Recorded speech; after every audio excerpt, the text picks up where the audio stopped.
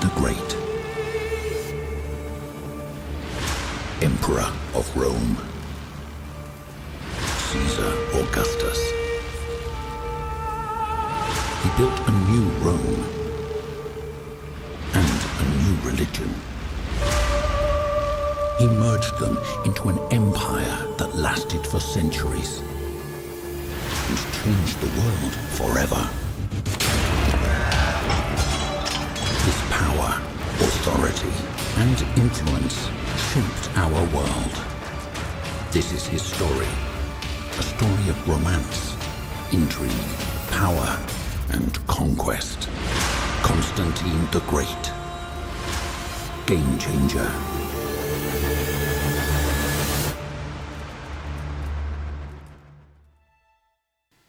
Esta é a cidade de Niš, bem no coração da Sérvia. É uma cidade bem antiga. Em tempos antigos, os romanos a chamavam de Naissos. E foi bem aqui, uns 700 anos atrás, que foi dado à luz a uma criança ilegítima. A mãe era apenas uma aldeã humilde, mas o seu filho cresceria para governar o império e completamente transformar o mundo. E essa é a antiga terra de Israel, a 2.500 quilômetros de distância. E foi aqui, uns 2.000 anos atrás, que outra aldeã humilde deu à luz a um bebê ainda mais conhecido. E essa criança também cresceu para mudar o mundo, irrefutavelmente, de uma maneira ainda maior do que qualquer outro homem na história já mudou. Nessa série, iremos analisar esses dois incríveis homens.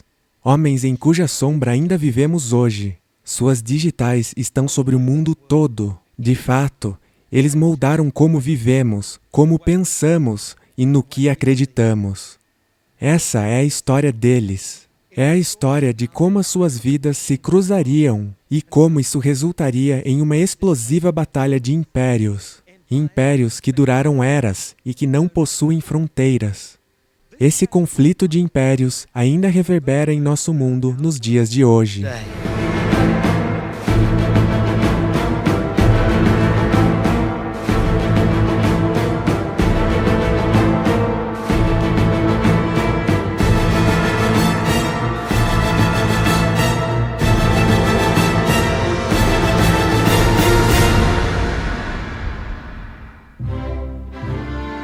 Vamos começar com o primeiro desses homens poderosos. Você pode saber quem ele é, mas talvez não conheça sua importância. O seu nome é Constantino. Constantino o Grande. No ano 271, um tribuno militar chamado Flavius Constantius voltava com seus soldados depois de uma cansativa luta contra os Sármatas, uma grande confederação de antigos persas que lentamente migravam para o oeste. Eventualmente, com a ajuda de tribos germânicas como os góticos, eles começaram a invadir o território romano. E isso o Império Romano não podia permitir. Constantius era um grande comandante romano e derrotou o seu inimigo decisivamente. Na viagem de volta, ele passou por um caminho que atravessa Naissos, que hoje é Niš, uma das cidades mais antigas das Balcãs, por vezes chamada de Portão do Leste e Oeste, pois é situada no cruzamento de estradas importantes que conectam a Europa com o Oriente Médio e a Ásia. Era um cruzamento entre o leste e o oeste, e era o local ideal para descansar, pelo menos por uma noite. E naquela época, quando Constantius passou a noite, a cidade já era próspera. Havia muitas casas e construções, e é claro, uma estalagem. E essa estalagem é importante para a nossa história. Os soldados comuns provavelmente passaram a noite num campo fora da vila. Mas esse não era o caso de um comandante como Constantius. Ele se hospedaria em uma estalagem, provavelmente a melhor da cidade. Lá ele teria uma boa comida e uma boa noite de sono. E há algo mais que soldados também buscam quando estão na cidade: uma acompanhante para a noite. De acordo com a história, Constantius falou com o dono da estalagem e pediu para que lhe arrumasse uma companheira. Esse pedido provavelmente não era estranho, mas a forma como o dono da estalagem o atendeu foi inusitada. Ele certamente foi muito impressionado pelo tribuno Flavius Constantius, pois o que ele fez era inconcebível. Ele mandou chamar sua filha virgem de 16 anos. Seu nome era Helena. No meio daquela noite, enquanto dormia, Constantius teve uma consciência pesada pelo ato que cometeu. Seus pesadelos aquela noite o fizeram pensar que ele ofendeu os deuses por causa do que ele fez com a jovem Helena. Então, cedo de manhã, ele rapidamente arrumou suas coisas e não perdeu tempo em sair da cidade e retornar aos seus soldados. Mas antes de sair, ele deu sua capa de comandante ao dono da estalagem como compensação. Essa capa tinha suas iniciais na fivela e pediu para que cuidasse de sua filha e que, se ela tivesse um filho, que protegesse a criança, custe o que custar. E então Constantius virou e saiu, provavelmente pensando que nunca mais ouviria da jovem de novo. Mas o que Constantius não sabia era que a jovem Helena de fato engravidou. A seu tempo, ela deu à luz a um menino a quem chamou Constantino, que significa pequeno Constantius. Porém, o seu pai não fazia ideia da existência do pequeno Constantino. E também não sabemos se o menino sabia quem era o seu pai. Enquanto o pequeno Constantino estava levando uma vida pacata em Naissos, a vida de seu pai estava começando a melhorar. Constantius, agora com 33 anos, foi convocado pelo imperador romano Carus, que lhe deu o cargo de governador da Dalmácia, uma região em que hoje está localizada a Croácia. Essa foi uma promoção enorme para Constantius, pois a Dalmácia era um território muito importante. Através dela, o império controlava o fluxo de comércio entre leste e oeste. Ser o governador era uma oportunidade fácil de se enriquecer. Tudo isso significava que Constantius estava subindo na vida. Isso era um problema para Helena e Constantino, uma mãe camponesa e seu filho. Pessoas como eles não tinham modo algum de contatar a elite da sociedade romana, como Constantius. Havia uma grande barreira social entre as classes que não poderia ser traspassada. Mas quando Constantino tinha 9 anos, aconteceu algo que mudou o curso da história. Foi por um acaso, ou algo maior, que um grupo da cavalaria romana parou para passar a noite naquela mesma estalagem, em Naissos.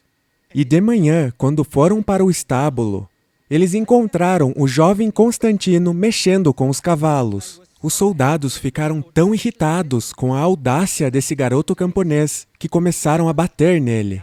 Sua mãe ouviu a comoção e saiu correndo da casa e entrou no estábulo. E ela gritou com os soldados: "Parem com isso! Vocês não sabem quem é esse? Este é o filho do governador." Os soldados olharam para ela incrédulos e começaram a rir. Como pode o filho dessa mulher camponesa ser do governador? Você acha que nós somos bestas? Eles disseram. Mas ela responde: "Eu juro pelos deuses que estou dizendo a verdade." E ela conta a eles a história. E quando termina, para provar, ela corre de volta para casa e traz a eles a capa de comandante que Constantius deixou anos atrás. Imagine o pânico dos soldados ao verem as iniciais do governador na fivela. Eles, de fato, estavam agredindo o filho do governador. Porém, ao invés de esconderem o ocorrido, os soldados fizeram a coisa certa. Eles foram informar o governador que ele tinha um filho em Naissos e disseram que o garoto era a cara do pai. Agora, o governador poderia ter ficado irritado ou feliz. E, de fato, ele ficou muito feliz e mandou buscar Helena e seu filho. Helena tinha agora 26 anos de idade e ela e o garoto foram recebidos na casa do governador de braços abertos. Isso deve ter sido um grande choque cultural para uma mulher e um garoto de um vilarejo. Eles só conheciam o pequeno mundo e a vida dura de Naissos. E agora eles estavam em um palácio com colunas de mármore e jardins e banhos luxuosos. Eles tinham entrado no mais alto círculo da sociedade romana. Flávios Constantius até achou Helena atrativa o bastante para considerar casar com ela. Porém, a lei romana não permitia que ele tivesse uma mulher camponesa como legítima esposa. A barreira social era simplesmente muito grande. Mas a lei permitia uma forma inferior de casamento, chamada matrimonium concubinatum. E esse tipo de casamento também deu ao seu filho todos os direitos de um filho, particularmente os direitos de herança. Constantius fez tudo isso por eles. Constantius também decidiu que sua nova família deveria atingir o padrão em certas áreas, como educação.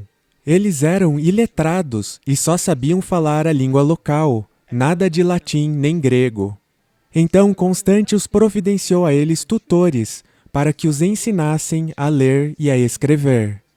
Ambos progrediram em seus estudos. O garoto Constantino, em particular, se adaptou bem à educação, como era de se esperar, já que ele cresceria para se tornar imperador e ganharia o nome Constantino o Grande. Suas ideias e ousadas decisões moldaram e transformaram o mundo para sempre, fazendo dele um verdadeiro revolucionário. Apesar dos deveres e responsabilidades de imperador o levarem longe, Constantino nunca se esqueceu de sua cidade natal. Durante seu reinado, Naissos virou um grande centro econômico, cultural e militar, completo com um luxurioso palácio romano, decorado com magnificentes mosaicos e monumentos. Ele frequentemente morava aqui e também exercia o seu ofício, inclusive passando várias leis importantes. A residência imperial foi usada por Constantino e 6 outros imperadores após ele para repousar durante viagens pelo império, e também como um local solitário para preparações antes de uma guerra. Hoje, o local se chama Mediana e é um dos sítios arqueológicos mais importantes da região. Ele é coberto por um grande toldo para ajudar na preservação e proteção. Arqueologistas continuam o trazendo à vida de novo e meticulosamente escavando tesouros. Lembra que eu disse que iríamos falar de 2 dos mais importantes homens de toda a história? Eu gostaria de considerar agora o outro homem. Ele se tornaria ainda mais importante em moldar a nossa civilização do que o próprio Constantino. Eu gostaria de começar no centro do poder imperial, a própria Roma. Esta é a Ponte Fabrício. É uma ponte sobre o rio Tibre que conecta 2 partes da cidade de Roma. Provavelmente é a estrutura mais antiga da área, pois ela foi construída uns 60 anos antes do nascimento de Jesus Cristo. O mais fascinante desta ponte é que ela está em uso contínuo desde que foi construída até o dia de hoje. Ela é um remarcável exemplo da engenharia romana. Em essência, os romanos eram construtores. Eles construíram uma infraestrutura internacional inteira, estradas, pontes, aquedutos e muito mais. Isso ajudou a soldar o gigantesco império que eles construíram. E este império consistia de centenas de diferentes culturas e nacionalidades. Havia judeus ao leste, bárbaros ao oeste, e também havia a Grécia, a Pérsia e a África do Norte. Tudo em um único império que era remarcavelmente estável e pacífico. Fora do Império Romano, havia sempre o perigo de uma invasão ou outra. Mas no interior do império era genuinamente seguro e um lugar decente de se viver. Isso se você desconsiderar a brutalidade dos romanos, escravidão e coisas como essa. Mas esse era o preço que se pagava pela Pax Romana, a paz do império. Em troca disso, desde o norte da Europa até a África do Norte, e desde a Espanha até os confins do Oriente Médio, todo o povo tinha dos romanos água, estradas e leis. E comparado a outras sociedades da época, Roma era bem tolerante quando se tratava de religião. Havia quase liberdade total de que Deus adorar e como adorar.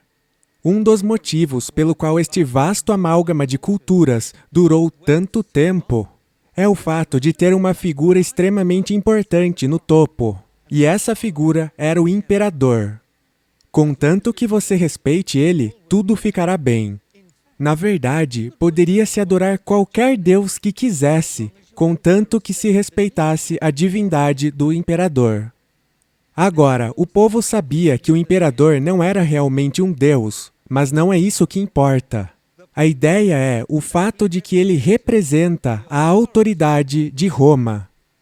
Isso não era grande coisa para o povo daquela época. Normalmente, tudo o que se tinha que fazer era oferecer um pouco de incenso ao imperador aqui e ali em algumas ocasiões, como seu aniversário. E então, você podia voltar para sua vida normal. Mas os judeus eram uma exceção. Eles se recusavam a prestar seu culto ao imperador, porque seu livro sagrado proibia a idolatria. E eles eram o único povo no império inteiro que eram isentados de oferecer incenso ao imperador. Isso porque os judeus foram muito úteis a Júlio César no passado.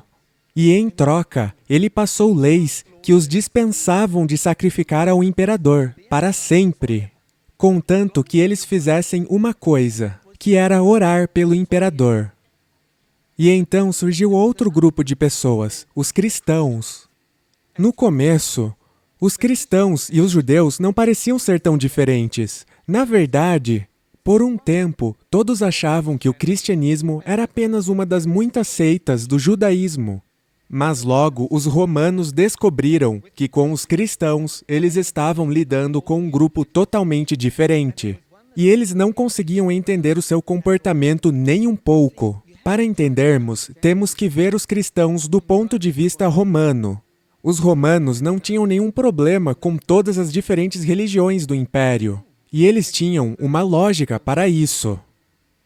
Toda raça ou país tinha sua própria religião. Os romanos tinham sua religião, os egípcios tinham sua religião e os gregos e por aí vai. Então, eles entendiam que os judeus também tinham a sua religião. Essas religiões eram consideradas legítimas, pois eram crenças antigas de culturas específicas.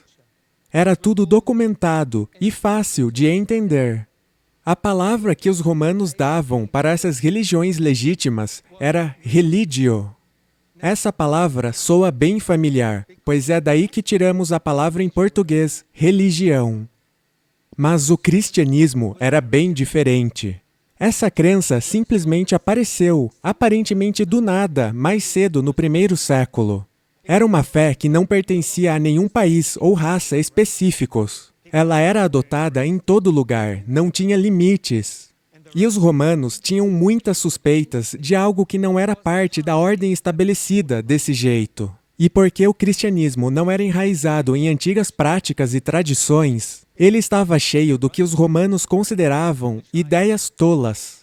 O seu líder tinha sido executado, e os romanos viam qualquer um que exaltasse alguém crucificado pela lei romana, e ainda mais chamá-lo de Deus, devia ser um lunático e um traidor. Mas não acabava aí. Os cristãos iam além e diziam que o seu líder ressuscitou dos mortos.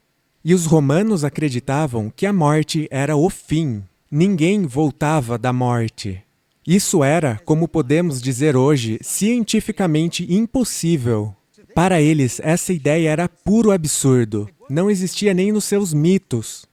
E o que ainda piorava é que esses cristãos diziam que esse criminoso crucificado iria descer dos céus para pôr um fim no Império Romano e estabelecer o seu próprio reino eterno. Era isso que o seu livro sagrado, a Bíblia, predizia em suas profecias. Era predito o levantamento e a queda de vários impérios, Roma inclusa. Isso é o que o profeta Daniel descreve em Daniel capítulo 7, verso 14. E foi-lhe dado o domínio, e a honra, e o reino, para que todos os povos, nações e línguas o servissem. E o seu domínio é um domínio eterno, que não passará, e o seu reino tal, que não será destruído. E também tinha a oração do Senhor, que os cristãos recitavam regularmente. Veja o que diz Mateus 6, versos 9 até o 13. Pai nosso que estás nos céus, santificado seja o teu nome. Venha o teu reino. Porque teu é o reino, o poder e a glória para sempre. Amém. Para a mente romana, esse tipo de ideia era visto como a traição extrema do mais alto tipo contra o império. Porque, no fim, a ideia do Império Romano também era durar para sempre. E para piorar ainda mais, surgiram todo tipo de rumores falsos em relação ao que acreditavam e como viviam. Eles eram acusados das práticas mais vis e ruins, o que era mais um problema. Os romanos tinham uma palavra para esse tipo de religião não tradicional. Eles a chamavam superstitio. E se soa familiar para você, é daí que tiramos a palavra em português, superstição.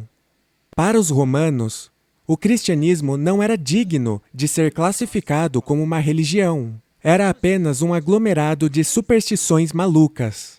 Pois, além de tudo, os rumores diziam que essa nova fé tinha sido começada por um ensinador judeu que vinha de uma aldeia isolada e não tinha educação nem cultura. Para os romanos, isso era ridículo por si só. Então, os romanos consideravam o cristianismo como sedicioso, traiçoeiro contra o império e, sem dúvida, prejudicial contra a fundação moral da sociedade. Isso se tornou um conflito entre impérios, um conflito entre Roma e o cristianismo.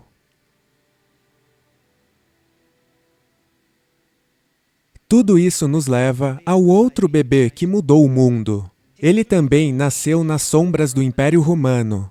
Ele também nasceu um humilde camponês, em uma pequena vila que quase ninguém conhecia.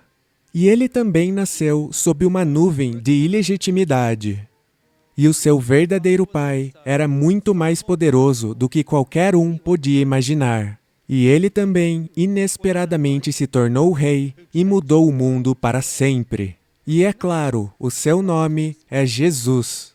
Jesus de Nazaré. O dito cujo que os cristãos adoram como Deus. Agora, os cristãos, apesar dos rumores espalhados sobre eles, eram bons cidadãos em todo sentido, exceto por um detalhe.